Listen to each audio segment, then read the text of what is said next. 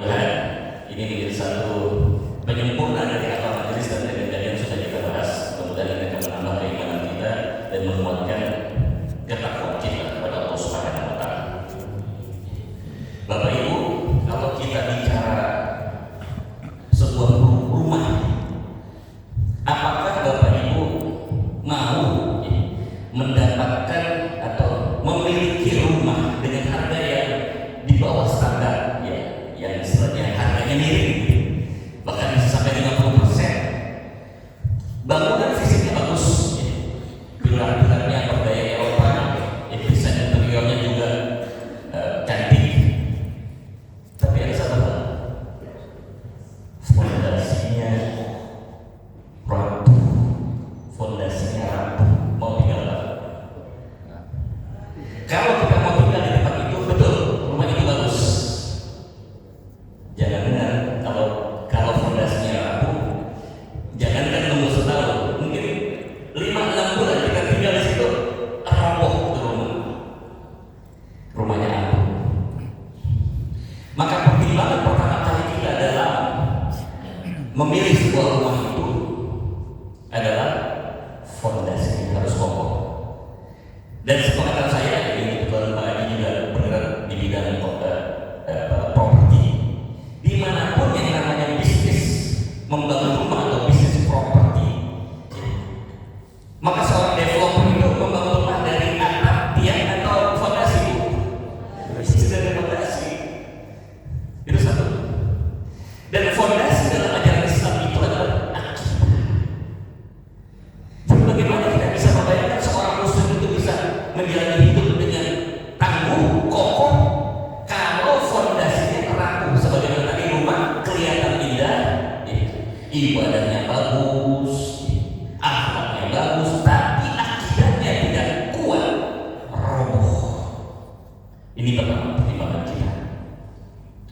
Yang kedua, kalau kita melihat dunia olahraga, berbagai macam jenis cabang-cabang olahraga, dari namanya bulu tangkis, pingpong, berenang, induknya apa? Induk dari semua olahraga atletik. Kenapa disebut atletik itu induk dari semua olahraga? Karena hampir semua cabang olahraga pasti terkandung di dalamnya adalah atletik. Entah melompat, entah yang namanya lari, ada semua. Jadi kalau kita bicara soal aspek-aspek kehidupan sosial, ekonomi, budaya, politik, pertahanan, keamanan, maka induk dari semua itu adalah akidah. Ekonomi yang bagus adalah ekonomi yang berfondasi akidah Islam. Sosial yang bagus adalah sosial yang berfondasi pada Islam. Politik yang bagus adalah politik yang berfondasi pada Islam. Begitu seterusnya. Semua itu harus diarahkan, muaranya adalah akidah. Dua. Satu lagi mungkin.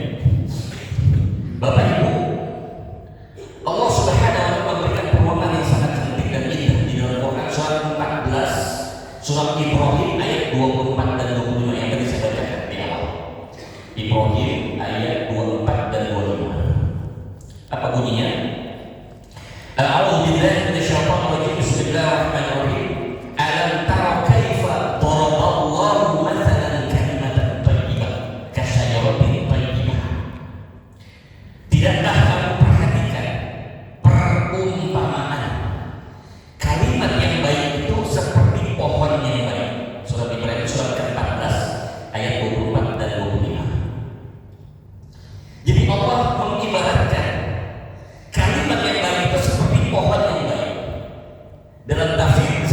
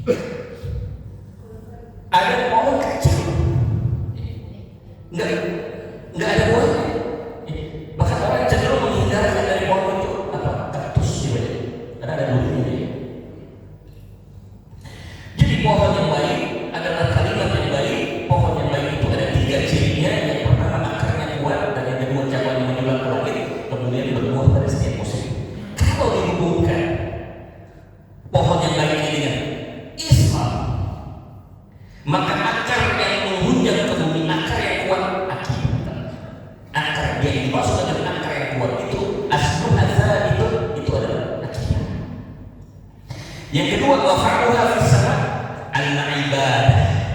Itu adalah ibadah. Salat, puasa, zakat, haji itu benar. Karena fondasi tidak ada, fondasi tidak ada. Tapi akibat fondasi itu muncullah bisa dipatahkan tiang. Gambaran yang namanya developer itu membangun apa fondasinya maaf nggak kokoh, maka ada fondasi baru yang dibuat tiang. Kemudian dimasuk dengan tukti ulah berbuah pada setiap musim apa? Akhlak. Jadi ada segitiga ada akidah, ibadah, akhlak. Akhlak itu buah. Jadi insya Allah kalau nanamnya benar, akarnya benar, kuat, kemudian cabangnya selalu dijaga supaya tetap mendulang, pasti akan melahirkan buah. Tapi kalau tidak berbuah berarti ada masalah dengan akar dan ada masalah dengan batangnya. Begitupun seorang muslim, akhlaknya seorang muslim, berkualitasnya ibadah seorang muslim sangat tergantung dari kekuatan akidah.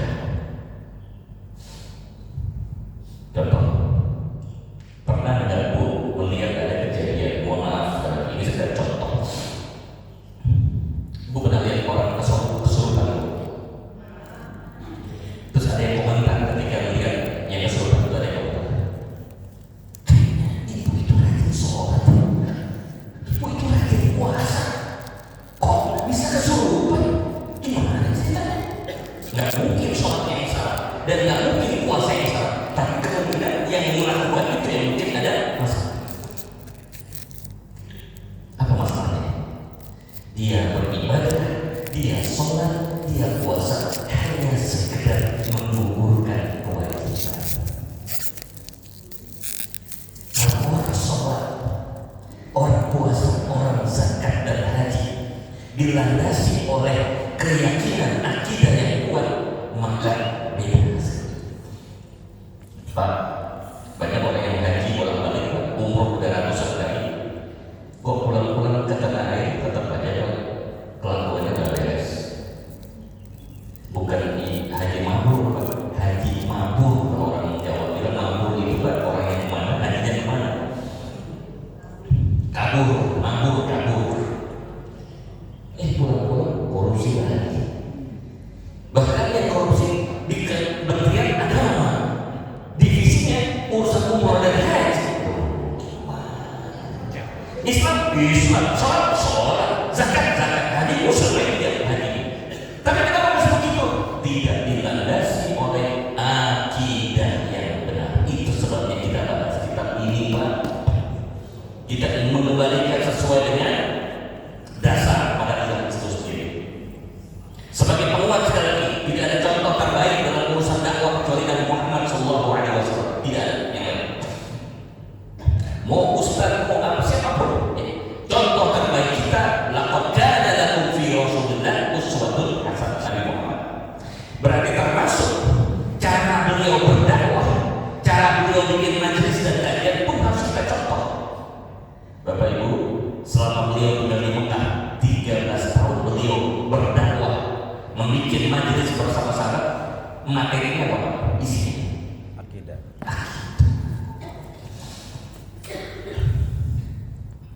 Ini mau contoh bukti langsung.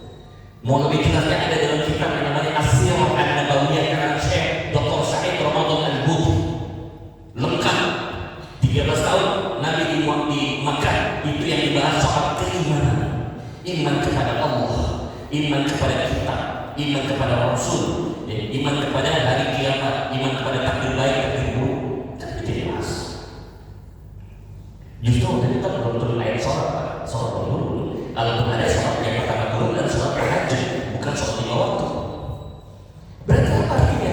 Sebelum orang melaksanakan ibadah, tolong diberesin dulu akidahnya, supaya kalau efek akidahnya beres, ibadahnya lebih mantap. Saya kasih contoh.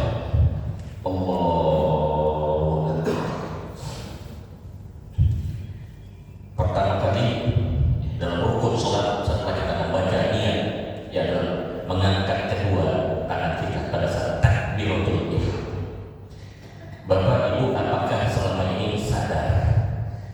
kenapa kita sholat mengangkat dua tangan? Coba yang bisa jawab umur gratis. Kenapa Bu kita mesti ngangkat dua tangan? Kenapa nggak satu aja? Mengagungkan nama Allah. Nomor satu, kalau ada seorang kopral ketemu dengan jenderal, gimana Pak? Hormat. Jenderalnya mau bintang 7 sekalipun tetap begini ya. Tapi ketika kita berhadapan dengan Allah, Zat yang memiliki bintang yang tidak terhitung, bahkan Dia yang menciptakan bintang itu, nggak boleh kita hanya dengan satu tangan, harus dua tangan. Dan juga tidak boleh kita mengangkat dua tangan untuk manusia, karena kita sudah menyamakan Tuhan dengan manusia itu. Sehebat-hebatnya manusia yang punya pangkat dan jabatan, dari jenderal sekalipun, mau bintang 5 sekalipun, hanya paling mentok begini, nggak bisa begitu. Tapi kalau udah begini, nanti bisa masuk kepada perbuatan menyekutukan Allah Subhanahu wa Ta'ala. Terjadi kalau ibu bapak yang masih ngalami zaman Jepang nih Pak, sakit pagi-pagi Pak sudah lupa ngadep matahari. Akidah yang sama. Ulama-ulama yang paham nggak tahu karena ini berkaitan dengan akidah. Oh, salut dan hormat yang berlebihan kepada makhluk dan manusia. Paham ya? Jadi nomor satu, kenapa kita semangat dua tangan kita? Karena kita ingin mengagungkan Allah. Kedua, ibu ditolong sama perampok, penjahat. Bukti bahwa ibu nyerah, ibu nggak dianiaya, tidak ditembak, gimana Bu? Nyerah. Angkat tangan. Bahkan dia bilang, Bu, mati, angkat tangan atau mati? Kalau ibu nggak angkat tangan, gol, selesai. Pak silakan ambil duit saya, tapi jangan bunuh saya sudah angkat tangan. Apa artinya angkat tangan ini Bu? Nyerah. Udah nyerah, nggak bakal melawan saya, dan nyerah. Ketika sholat kita mengangkat tangan Allahu Akbar, itu artinya ya Allah, aku pasrahkan diriku kepadamu ya Allah. Terserah mau dibuat bagaimana, terserah engkau ya Allah. Mau dibikin kaya, ayo. Mau dibikin miskin, ayo. Siap. Kita prajurit Pak, Allah komandan kita. Terserah. Dibuat kebaikan, dibuat yang bagus, dibuat kaya, dibuat sukses bisnis kita, alhamdulillah bersyukur. Dibuat bangkrut bisnis kita, dibuat bubar usaha kita, dua-duanya pahala Pak, dua-duanya pahala. Jadi gak ada rugi buat orang yang berakidah Islam. Yang dibuat susah sabar dapat pahala, dibuat senang syukur pun dapat pahala. Diperkuat dengan hadis yang berbunyi, kalau Rasulullah SAW ajaban di amri mu'min, sungguh ajaib urusan orang beriman. Idza asabathu khairun syakara fakana khairun. Jika seorang mukmin diberikan kebaikan, dia bersyukur, syukurnya pahala. Wa idza asabathu dharrun, ketika diberikan kemudaratan atau keburukan, sabar, fakana khairun. Tak sabar itu ada pahalanya juga. Enggak ada rugi Pak. Itu tergantung judul. Yang nanti judul sama Allah. Kita cuma pelaku aktornya saja, ngikutin aja dan sutradaranya Allah. Yang ketiga, kenapa kita mengangkat dua tangan kita? Satu, kita penghormatan. Yang kedua, kita pasrah kepada Allah. Yang ketiga, dalam ilmu bahasa Arab, kata akbar itu adalah isim tafdil. Kalau bahasa Inggris disebutnya superlatif. Jadi ada good, baik, better, lebih baik, terbaik, the best. Di bahasa Arab kedua, baik dan terbaik, tidak ada lebih baik. Hasan, ahsan. Nah sekarang kita lihat isimnya adalah kabar, besar. Akbar paling besar, maha besar. Coba dulu.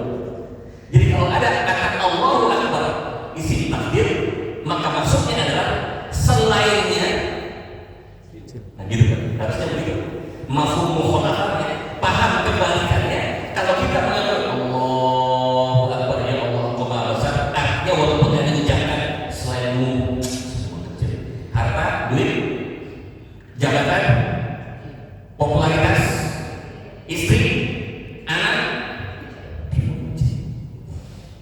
ini enggak Pak. Allahu Akbar, Assalamualaikum warahmatullahi wabarakatuh. Berubah kalimatnya, assalamualaikum, Allahu Akbar, duit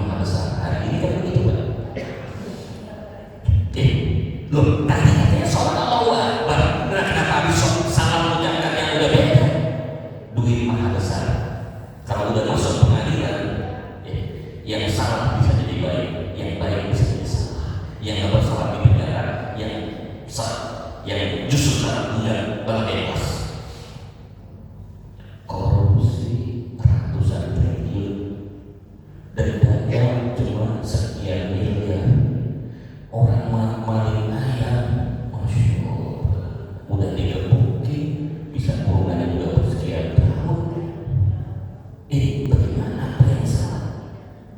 Ini masalah. Semua tidak bermula dari akidah. Nabi udah ngajarin kita ngaji itu pertama kali Nabi 13 tahun ngaji itu ngaji akidah, Pak. Makanya sahabat kalau sholat itu pada mantap semua, Pak. Karena dia mereka sholat Abu Bakar, Sayyidina Umar, Sayyidina Utsman, Sayyidina Ali. Semua ibadahnya bukan cuma sekedar menjalankan sholat, tapi apa? Akidahnya mereka kuat semua. Kembali ke sholat tadi yang kesurupan bu. Kan dia sholat, kan dia puasa. Kenapa kesurupan? Betul, dia sholat, dia puasa. Tapi sholat dan puasanya tidak dilandasi dengan akidah yang kuat. Di dalam akidah yang lemah itu sangat rawan didatengin oleh jin. Terutama maaf ya ibu yang sedang datang bulan menjelang maghrib, itu frekuensi paling kuat orang kesurupan itu biasanya menjelang maghrib, bu, benar? Coba aja, jangan kesurupan pagi-pagi benar. Biasanya udah menjelang maghrib, makanya orang tua kita dulu bilang, nah kalau udah waktu maghrib jangan kelayapan. Itu maksudnya benar orang tua, walaupun nggak terakhir karena banyak jin gentayangan yang meninggal kalau begitu, tapi maksudnya orang tua benar itu luar biasa, dalam banget nasihatnya.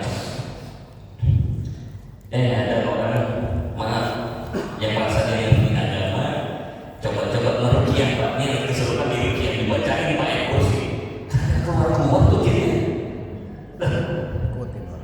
Sakti Pak, bukan sakti jinnya. Jinnya malah seberapa? Karena yang bacain ayat kursinya akidahnya juga nggak kuat. Apa kata jin yang lagi masuk ke dalam jiwa daripada raganya si ini? Apa kata jin? Sesama jin jangan sampai mengganggu. Ya, lu baca ayat kursi juga apa ayat kursi? Jin itu juga ngomong mana ya Pak? Di surat 72 Al-Jin yang disebutkan mereka ngomong ayat Quran. Jadi apa yang bisa membuat kita meruqyah orang itu kita soal bacaan. Kadang-kadang kita baca Al-Fatihah ada keluar langsung kelojotan ke orang. Maksudnya jinnya langsung kabur apa?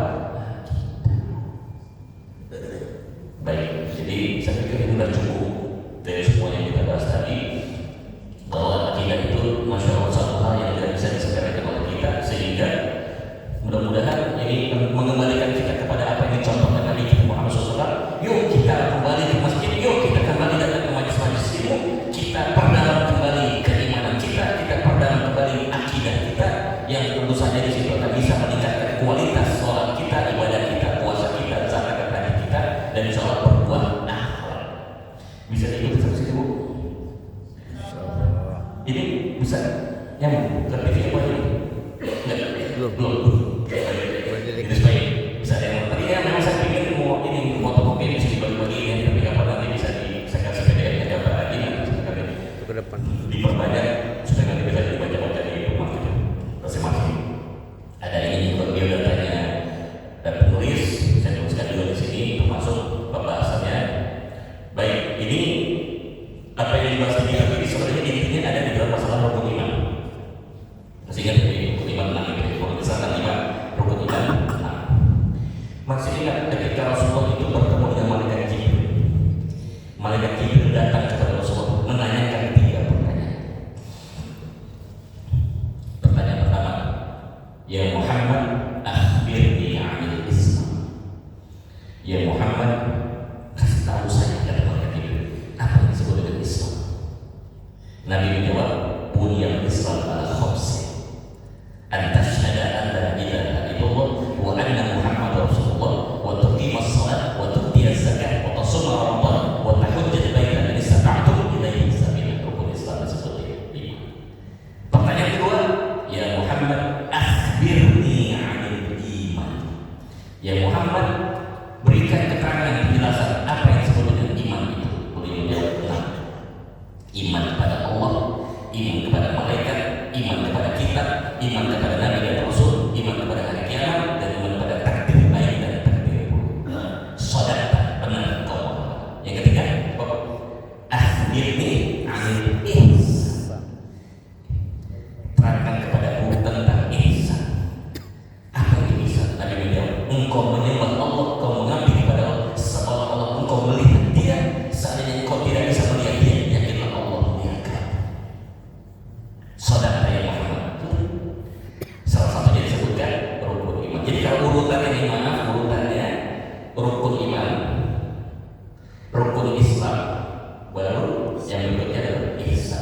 Ihsan ini buah. Islam ini, rukun Islam adalah cabang, sedangkan rukun iman adalah fondasi. Itu hubungannya Pak. Makanya saya pernah baca data lagi sama Pak Ari Ginanjar. Jangan 165. Kalau 165, ihsan nomor 1, 6 rukun iman nomor 2, nomor 3 rukun Islam dan iman. Itu kan ngambil dari sini 165. Jadi gimana Gus? 6, 5, 1. Tapi udah keburu dibikin hitungnya benar 165 itu mana saya baju masih. Wah, ada kepikiran terus katanya. Ya udah jadi gitu cuma dirobohin kan. Ganti aja lah gitu. Jadi bukan 165. 651. Rukun iman dulu yang dibahas, baru di rukun Islam yang 5, baru yang berikutnya adalah ihsan. Jadi apa yang dilakukan oleh saudara-saudara kita yang ada di pesantren itu, mereka sudah masuk tahap kedua, rukun Islam, membahas fikih ya, dari mulai bab taharah, bab wudu, kemudian bab sholat, dan juga bab puasa, bab zakat, bab haji. Alangkah baiknya kalau bisa didahului dengan bab akidah. Jadi bagus di sini. Baik, karena ini cukup tebal, jadi pertemuan pertama saya ini akan membahas al-hajah ilal aqidah. Al-hajah ilal aqidah. Kenapa kita menghajatkan, membutuhkan akidah? Ini dibahas ada 5 oleh beliau. Kita akan coba uraikan secara mudah dan ringkas supaya nanti bisa kita terapkan dalam kehidupan kita sehari-hari. Nanti lagi pada bab berikutnya di bab pertama ini yang saya kutip adalah al-hajah ilal aqidah. Bagaimana kebutuhan kita terhadap akidah? Sama kayak begini Bu. Ibu lapar butuh apa Bu? Makan. Kita harus butuh minum. Dalam hidup ini kita butuh apa? Butuh keimanan. Jadi boleh diumpamakan iman itu kayak oksigen. Jadi kalau kita hidup gak ada oksigen, mati Pak, mati. Boleh dites, masuk dalam ruangan, kedap udara, tidak boleh ada udara yang masuk. Nggak sampai 5 menit Pak, kosong. Jadi butuhnya kita terhadap akidah sama dengan butuhnya kita terhadap oksigen. Kalau orang sudah kekurangan oksigen, maka akan mengalami apa yang disebut dengan hipoksia. Saya dulu belajar Pak, 5 tahun belajar tentang penerbangan, jadi mister, jadi guru. Ada satu yang disebut hipoksia begini. Pesawat terbang, ketika dia take off sampai pada satu ketinggian tertentu, katakanlah 10.000 kaki di atas permukaan laut. Pada saat dia berada di pesawat di atas permukaan laut 10.000 kaki, kurang lebih sekitar dikalikan 2,54 mm, itu tekanan atau pasokan oksigen Pak di atas lebih sedikit dibandingkan di bawah. Nah kayak ini dengan oksigennya banyak, makin kita naik makin kurang, dan ini berbahaya. Maka di pesawat dilengkapi sebuah alat sistem yang namanya cabin pressurized system, yaitu sistem kabin bertekanan. Jadi sistem ini memastikan agar pasokan oksigen yang ada di luar sama dengan kebutuhan kita, maka harus ada penyeimbangnya di pesawat itu supaya sama terus. Jadi walaupun kita sudah ada di atas yang kurang oksigen, tetap kayak kita ada di darat. Kira-kira begitu kalau bahasa orang awam ini. Bagaimana Bu kalau seandainya sistem ini gagal, sistem ini rusak? Nih Bu, keluar darah dari situ. Kayak bisa, nih keluar. Lama-lama green out, pandangan jadi hijau, kemudian gray out jadi abu-abu, terakhir puncaknya black out. Black out dan udah hitam Bu, nggak kelihatan, pingsan. Ujungnya meninggal. Itu oksigen. Kita gratisnya berapa Pak yang kita pakai oksigen? Pernah disuruh bayar sama Allah. Oksigen gratis Bu, tapi kalau orang yang sakit di rumah sakit ya untuk kasih oksigen 1 tabung berapa kali dolar? Pak itu 1 tabung oksigen 800.000. Habis isi ulang. Memang tabungnya yang mana? Entah isi ulang lagi. Itu biasanya habis ya kadang-kadang 2 hari harus ganti 2 hari sekali. Kalau kita dirawat di rumah sakit di gawat darurat Bu, itu berbulan-bulan berapa tabung habis.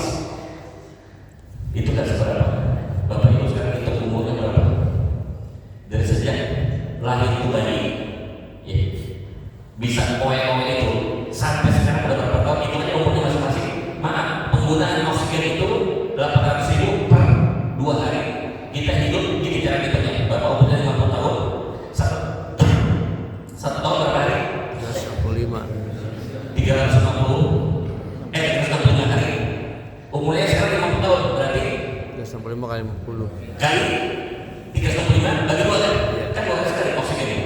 Dan Anda dapat 100.000. Silakan bayar utang sama Allah. Mampu kan? Dikasih gratis. Maka sebagai wujud rasa syukur kita kepada Allah Subhanahu wa taala, kita tadi membangun keimanan kepada Allah. Terima kasih kepada Allah. Kita ditraktir makan bakso, makan di restoran yang enak aja. Bilang terima kasihnya berulang-ulang. Terima kasih ya. Kemarin udah ditraktir. Minggu depan ketemu. Makasih ya. Makasih mulu.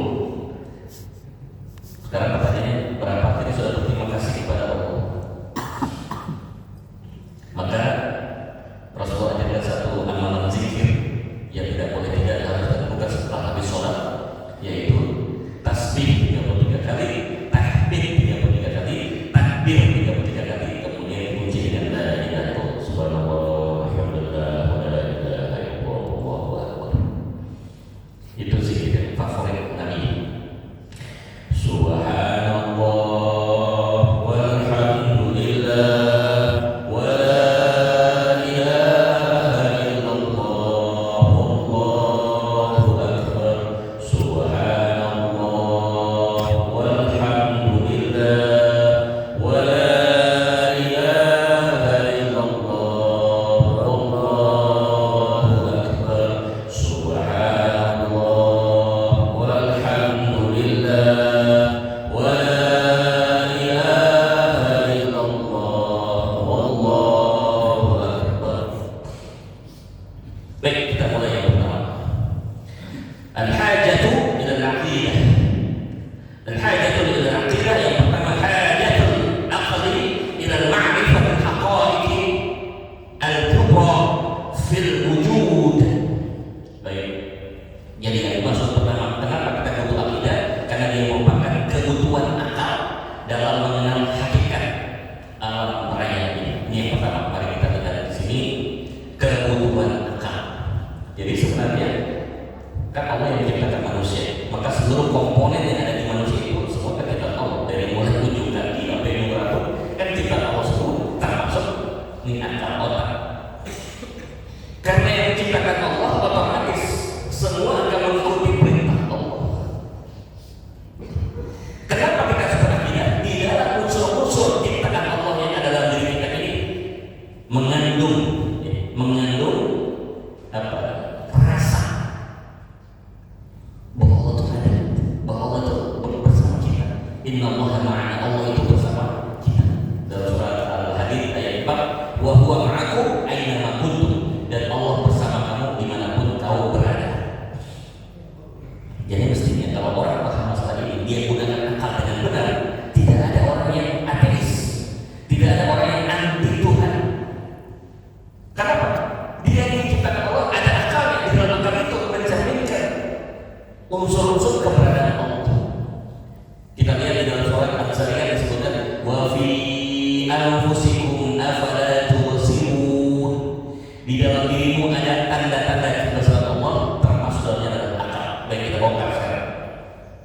Kenapa ada tanda-tanda kehebatan? Bapak Ibu sekalian, tidak ada sesuatu yang terjadi dengan sendirinya. Tidak ada. Nggak usah kita bicara akal. Jam tangan, bukan jam tangan digital ya, jam tangan yang non digital, yang klasik. Itu ada mesinnya,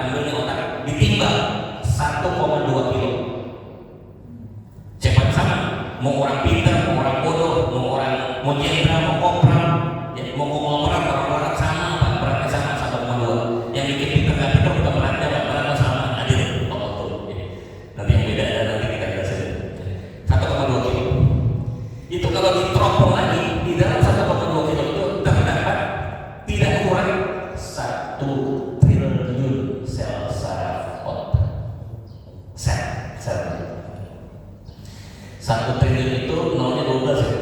Ya kan Bu? Kalau 6 kan juta, 9 miliar. Ini triliun. Kebayang banyaknya seperti apa Bu 1 triliun? Bukan kalau pernah lihat kan 1 triliun kan Bu? Ya, paling mentok kan bisa 100 juta kan? Ya. Miliarnya kadang-kadang kita jalan miliar, 1 triliun. Ini kemarin saya di nggak bisa saya tampilkan. Dikasih ini Pak, dikasih Prof Kompan nilainya 20 triliun ada. Dari satu bank mengeluarkan Prof Kompan 20 triliun. Nah, Allah ciptakan pada kita 1 triliun dibagi 2. Yang 100 triliun fungsinya adalah untuk seluruh kehidupan si sel otak. Jadi makanannya dia akan memberikan makanan bagi dirinya sendiri. Yang 900 miliar itu fungsinya adalah untuk berpikir. Dari yang 900 miliar itu diambil satu oleh Profesor Piotr Anoshin, seorang ahli otak dari Rusia. Diambil satu sel saraf otak itu mampu menciptakan cabang 20.000. Coba bayangin dulu, ini 900 miliar diambil satunya ini Bu, bisa bikin cabang lagi 20.000. Tolong saya dibantu, 20.000 kali 900 miliar berapa? Susah gitu. Kalkulator mentok Pak. Nggak usah capek-capek, 10 pangkat 21. Kalau satu hubungan dan satu cabang itu adalah di dalam ukuran memori komputer adalah byte. Berarti kan satu sel saraf 20.000 byte. Betul kan? Satu hubungan 1 byte. Berarti kalau satu sel saraf 20.000 hubungan 20.000 byte atau 20 kilobyte. Sekarang 900 miliar kali 20 kilobyte, 10 pangkat 29. Bukan kilobyte lagi, bagi terabyte. Byte itu 1000, giga 1 juta. Giga itu 9 juta. Ya, tera di atas tera. Nah, dan hebatnya apa? Tapi, kenapa kok saya nggak pintar-pintar amat? Potensinya sama, tapi ada yang nanti bisa jenius, ada yang tidak. Sekedar gambaran, andaikan kita mengumpamakan orang yang terpintar di dunia katanya konon, katanya Albert Einstein. Oke, kita ambil otaknya si Einstein diteliti oleh para ahli. Katanya dia punya IQ 220.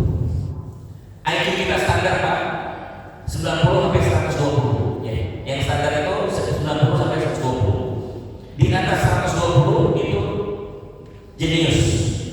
Di atas 200 super jenius. Oke. Nah, si Einstein ini ternyata 220 IQ. Walaupun dia sudah dikatakan super jenius, ternyata dia baru menggunakan kemampuan otaknya di bawah 10%. Wah, ngeri. Kan kita mikir begini, apa iya otak ini jadi sendirinya? Apa iya nggak ada yang menciptakan? Pasti yang menciptakan yang luar biasa hebat. Manusia tidak mungkin manusia, pasti adalah di atasnya manusia. Saya sering mengumpamakan di masyarakat begini, seekor bebek walaupun lebih senior kebebekannya tidak bisa mengatur bebek. Kenapa? Sama-sama bebek. Seekor kambing walaupun lebih senior kekambingannya nggak bisa ngatur kambing karena sama-sama kambing. Pertanyaan berikutnya Bu, seorang manusia tidak mungkin dikuasai, dikontrol, dikendalikan oleh manusia walaupun lebih senior kemanusiaannya karena sama-sama manusia. Jadi yang pernah ngatur manusia siapa Pak? Yang menciptakan manusia. Siapa? Allah. Nggak ada cerita manusia ngatur manusia bisa beres, nggak ada cerita. Masuk logika kita. Nah, ada wasit aja Pak ngurus cuma 22 pemain, ada aja kecurangan.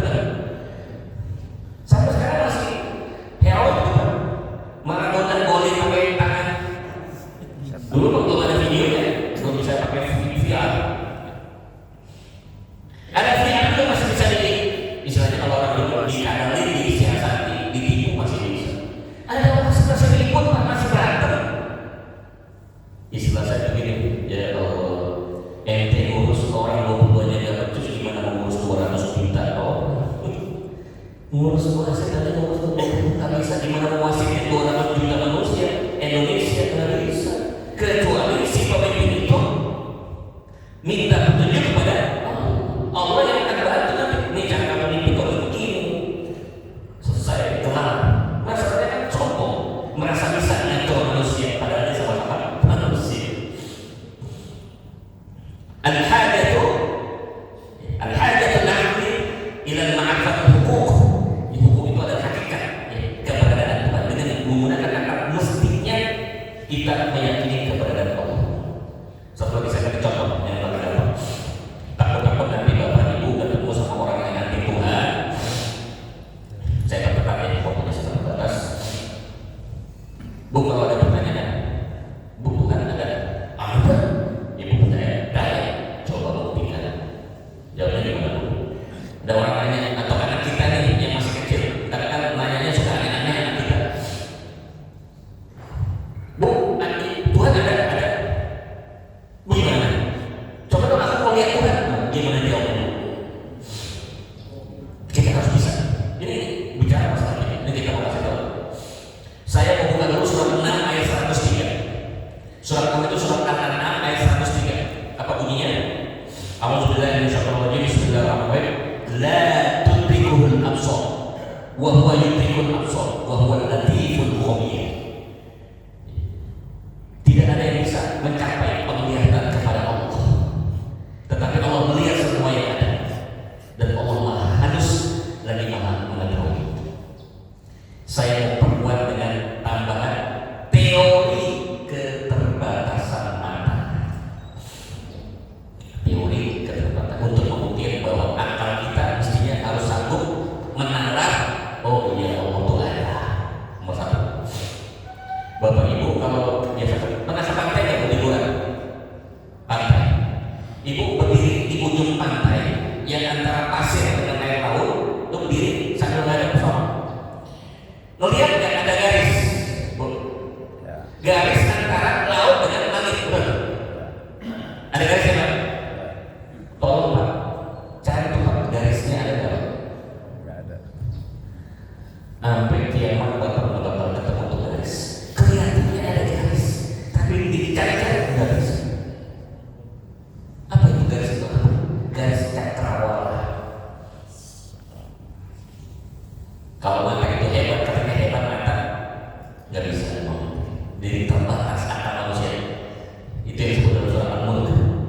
Farji'il basara hal tara min futur, thumma rji'il basara karrataini yanqalib ilaika al-basar khasi'an wa huwa hasir. Matamu payah, jangan mengandalkan kebenaran itu dengan pandangan matamu. Itu yang disebut dengan ainul yakin. Nggak cukup dengan ainul yakin, juga nggak cukup dengan ainul yakin. Harus hakul yakin di sini, Pak. Dan di sini letaknya apa? Hati. Teori kebenaran. Berikutnya lagi, Bapak Ibu jalan di atas rel kereta api dan bayang Pak, jalan ini lihat ke ujung sana. Mana rel kiri mana kanan? Ketemu nggak? Ketemu. Rel kiri mana kanan? Silakan Pak, telusuri Pak rel kereta api sampai ketemu titiknya Pak. Nggak dapat.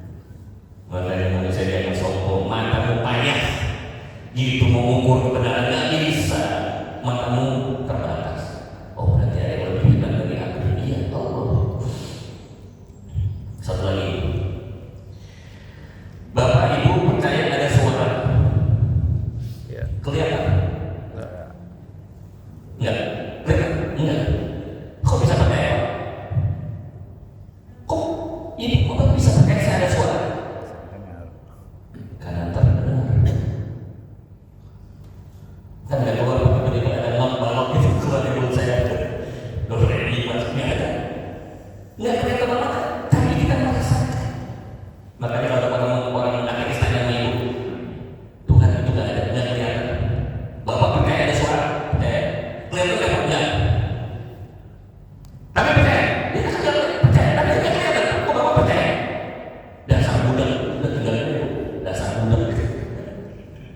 Ngomong nggak dia? Coba. Ini listrik bisa jalan karena ada apa Pak?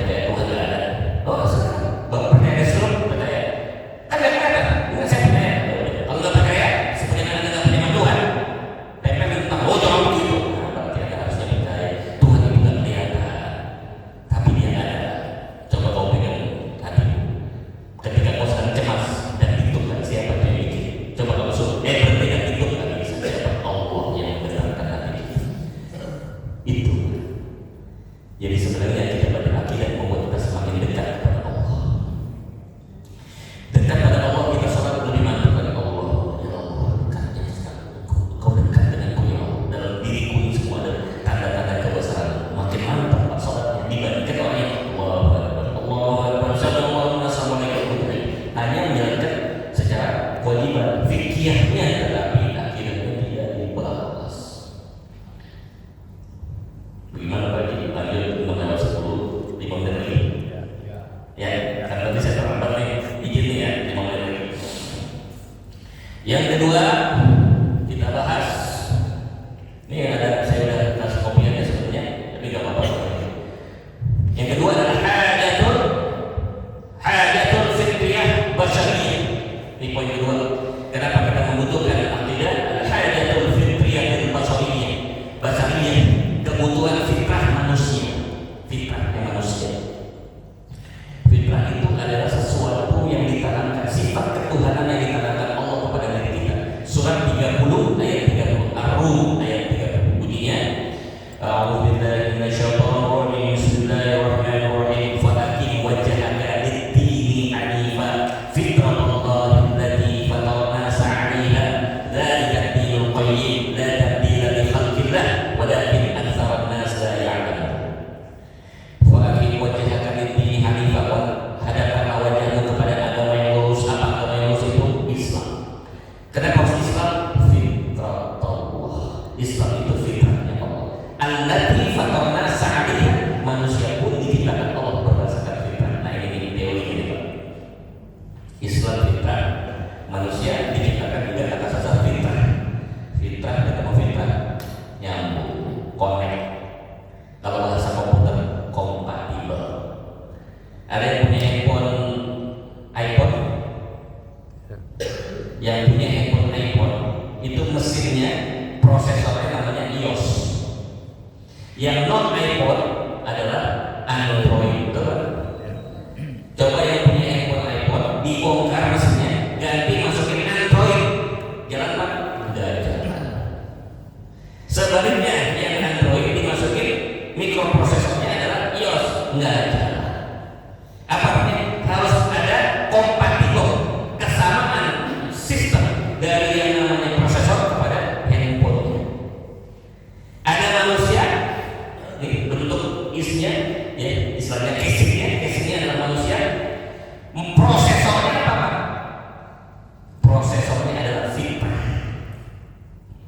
Jadi kalau fitrahnya ketemu dengan diri kita, fitrahnya adalah manusia yang fitrah, sedangkan Islam juga fitrah, connected, kompatibel. Itulah sebabnya terjawab Bapak Ibu, orang yang tidak berislam hidupnya gelisah karena tidak kompatibel. Ibarat punya iPhone, prosesornya Android pribadi. Kok hanya punya iPhone? Padahal handphone mana? Sistemnya salah. Saya pribadi Bapak Ibu ngalamin langsung, lihat langsung, bahkan sahadatin langsung. Waktu saya diundang ke Amerika, ada tiga orang yang kami Islamkan. Alhamdulillah. Waktu kami di New York, ada seorang anak ya, gadis umur 15 tahun dari Puerto Rico minta diislamkan. Diislamkan. Tapi sebelum kami islamkan, kami tanya sama dia, sama anak muda ini, apa yang menyebabkan kamu masuk Islam? Why do you choose Islam? What is the reason? Apa alasan yang terkuat kenapa kamu pilih Islam? Kenapa ya? Entah kenapa ketika saya membuka kitab suci Al-Quran, hati saya langsung connect. Nyambung terus, fitrah ketemu fitrah, connect. Yang kedua di Philadelphia, bapaknya orang bule, bapaknya orang Mesir, ibunya orang bule. Lahirlah anak ini laki masuk Islam. Sama saya tanya lagi, kenapa kamu masuk Islam? Karena merasakan ada ketenangan batin. Ketemu lagi satu di Washington DC, tempat KBRI kita berada. Saya tanya lagi, jawabannya sama lagi Pak. Lebih tenang batin saya. Oh berarti maaf ya Pak,